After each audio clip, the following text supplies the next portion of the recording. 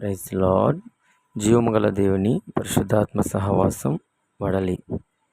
పరిశుద్ధ గ్రంథం నుండి ఈరోజు వాగ్దానం మన కొరకు.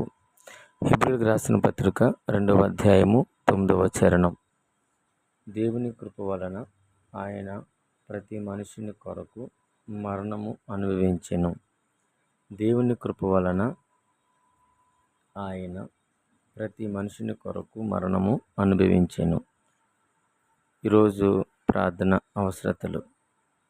రక్షణ లేని కుటుంబాల కొరకు దేవుని యొక్క పెట్టిన ప్రాణ విలువ తెలుసుకుని దేవుని కొరకు జీవించే వారి కొరకు ప్రార్థన చేయండి. ప్రార్థన.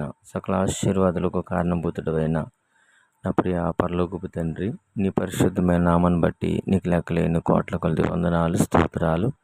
ఈ ఉదయకాల సమయంలో నీ పాదాల చెంతకు వచ్చిన మమ్మల్ని అందరూ మీరు జ్ఞాపకం చేసుకోండి. ఎవరికైతే ప్రభా రక్షణ భాగ్యం లేదో అయ్యా, నువ్వు పెట్టిన ప్రాణ విలువ తెలుసుకుని నీ కొరకు సజీవమైన సాక్షులుగా జీవించే భాగ్యమును వారందరికీ దయచేయండి.